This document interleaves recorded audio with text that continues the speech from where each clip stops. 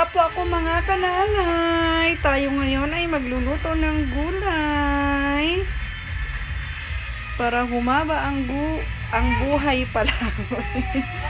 Yan yung aming ulam for today's video. Yan bro, ano ba ito? Cauliflower pala ito. Yan, cauliflower. Ayan ang mga sangkap. Yan ang bawang. Yan ang karning baboy at yan naman ang sibuyas na hindi ko tinipid ngayon dahil mura ang kilo ng sibuyas. Kanina bumili ako dahil 30 pesos lang ang kilo. So sa ngayon tayo ay maglalagay muna ng bawang. Gigisahin natin ang bawang. Yan. Magluluto muna tayo ng gigisahin pala muna natin yung bawang. At pagkatapos, maya-maya isunod din natin ang sibuyas. Yan. Ganyan lang muna ang gagawin. Gigisahin ang sibuyas. Maraming sibuyas ngayon kasi nga mura ang sibuyas. May mga panahon na mahal ang sibuyas at may mga panahon naman na mura ang sibuyas. Isa-isa mo na, ganyan. Ito ay mga simpleng ulam lang naman. Simpleng ulam na hindi kailangan gumastos ng malaki. Lalo na ngayon, napakamura ng repolyo. Dahil ang kilo ng repolyo ay 45. Tapos yung cauliflower naman, ang kilo ay 60. Ang sayote ay 30. Gisa-gisa lang. Halo-haloin.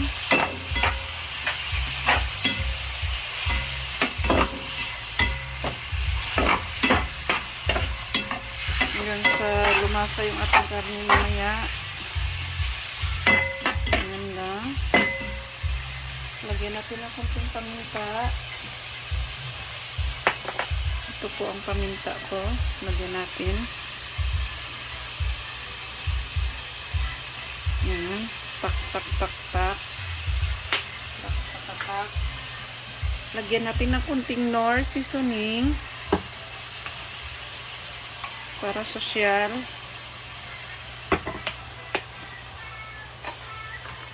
Lagyan ng konting patis na mula sa dato puti at halo-haloin.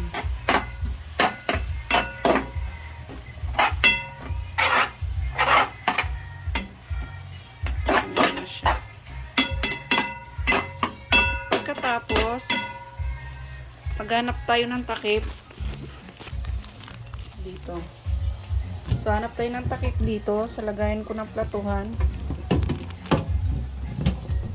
Na ang gulo-gulo, hindi mo malaman kung lagayan pa ba ito ng platuhan. Sobrang gulo guys. Ang gulo-gulo guys. Ganyan. Yan. Natagpan ko na ang takip. So, tayo ibabalik sa kalan. So, tatakpan muna natin. Yan. At pagkatapos, punas-punasan natin ang kalan kasi marumi, kadiri. Pag ako po kasi nagluluto, ayoko nang marumi. Gusto ko malinis, maayos. Ganyan muna. Yan.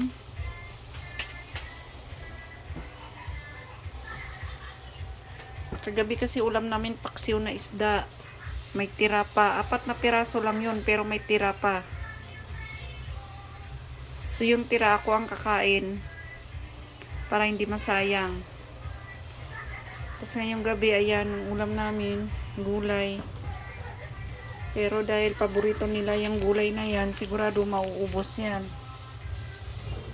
Yung gulay ko kasi na niluluto ko ay depende sa gusto at paborito nila.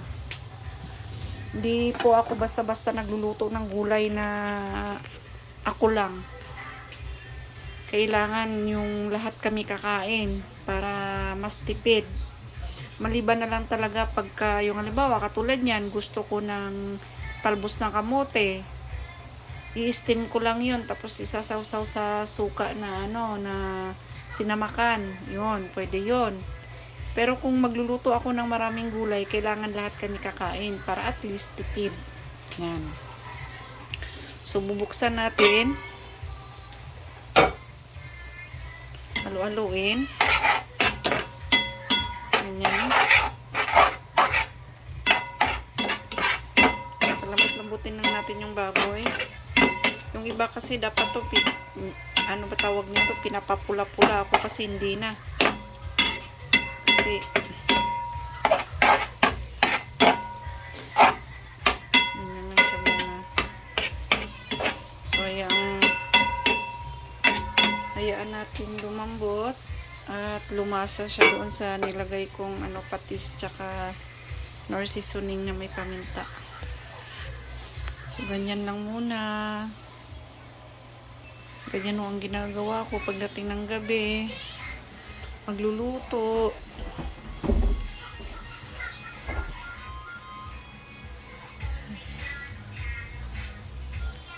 Ako talaga ay tagaluto sa bahay. Yung mga anak ko naman nagluluto, kaso lang iba pa rin talaga pag ako yung nagluto. Mas gusto ko yung ako. Sila naman nagluluto. Marunong naman sila din magluto, kaso lang depende lang din sa gusto nilang lulutuin. Ganun. So, yung aking sinaing ay ayan na, malapit nang maluto. Ayan. So, ganyan muna. At ito yung aking gulay. Ayan. Ganyan ang aking gulay. Kayo po ba mga kananay, ano po ba yung karaniwan na mga niluluto nyo? Ako kasi, mga simpleng lutong bahay lang, ganun. Minsan, adobong sitaw. Minsan naman, ginisang sayote na may kunting karne, gigisa lang sa sibuyas, bawang, kamatis. Tapos may oyster sauce. Minsan naman, yung ginataang, yung Bicol Express. Yung bagang may kunting baboy, tas may kunting sitaw, tas may kunting may gata, ganon. Minsan naman minsan naman munggo, ganon. Yung mga basic lang na lutong bahay na maswak sa budget, di naman kailangan yung sobrang mahal. Ang mahalaga kasya sa budget.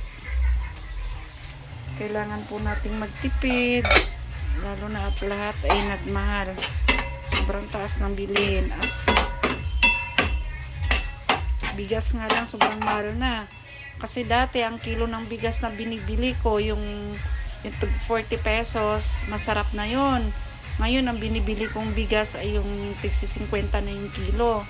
Kaso mga ang ginagawa ko para mas makatipid kami, isang kaban ang binibili ko para matagal namin maubos. Kasi ang hirap magtipid kasi kung pa isang kilo. Kasi minsan may mga time na wala kang budget. So pagka nagkaroon ka ng budget at kaya naman ng isang kaban, mas mabuting isang kaban na lang ang bilhin para at least mas tipid. Para yung intindihin mo na lang araw-araw yung ulam o kaya yung uulamin.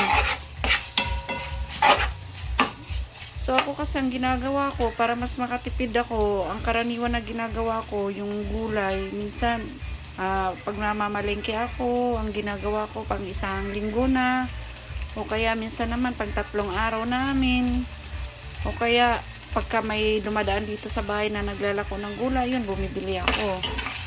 Pagka hindi ako nakakapunta ng palengke. So, yun.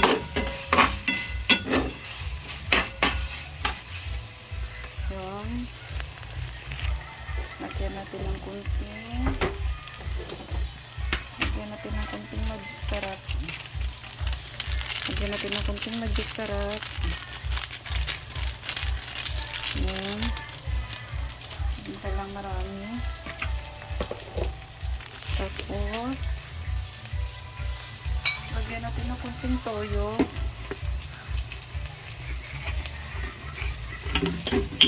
Ay, nalaglag ko yung takip. Ayan, lagyan natin ng konting toyo. Tapos mamaya lagyan natin ng konting oyster sauce para mas lumasa at mas sumarap at magkaroon ng konting manamis-namis na ano, lasa. So, yan muna siya. Lagyan natin ng konting paminta para mas sumarap. Ayan, konting paminta.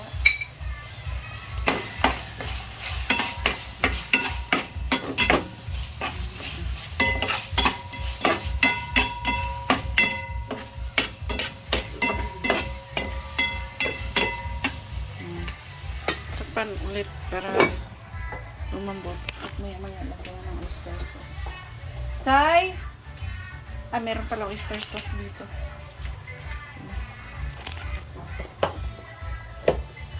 Lagyan natin ng oyster sauce. Dato puti. Beke naman. Okay. So, ganyan muna. Ito po hindi sponsor ha. Pero beke naman. Dato puti. Ganyan lamang. Pasensya na po kung magalaw-galaw yung aking camera. Ako ay nagpa-practice pa lang magba-vlog. Yan. Magmamantika na.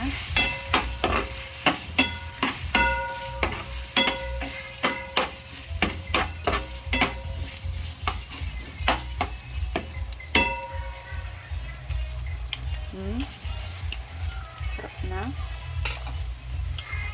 Pwede na natin ilagay yung gulay. Okay.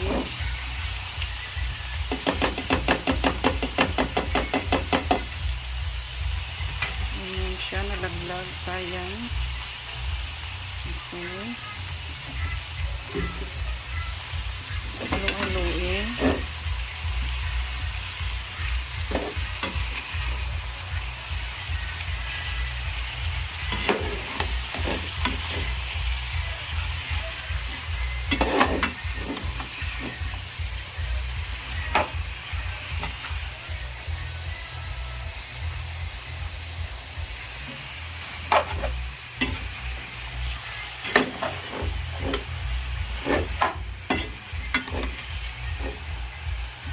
Simpleng ulam lamang mga kapwa ko mga kananay. Swak na swak sa budget, hindi kailangan ng mahal na ulam para ma-stress sa pag-iisip. Madaming murang gulay. Katulad ng repolyo, ang isang buo hindi ko naman po yan inubos. Hinati ko po yun. So mas malaki po yung tira. Lagyan natin ng konting oyster sauce. Ay, tumalon po yung oyster sauce ko. Ganyan lamang siya. Okay. Ganyan lang. Kami ay 5 kakain nito. Kasama si baby namin. Yan. Pasensya na po, medyo magulo yung pag-video ko dahil isang kamay ko po naghahalo, yung isang kamay ko po umawak ng camera.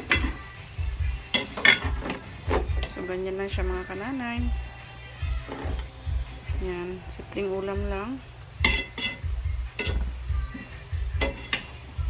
Patuloy tayong lumaban sa hamon ng buhay. Lalong-lalo na po yung mga kapwa ko nanay na talagang nagbabudget sa araw-araw. Alam ko po, hindi biro yung pagbabudget. Sa totoo lang, lalo na yung mga estudyante. Katulad sa amin. Biro yung gastos araw-araw. Kaya pagdating ko sa pagluluto ng ulam, talagang nag-iisip po talaga ako kung ano yung mga lulutuin na swak sa budget. At the same time,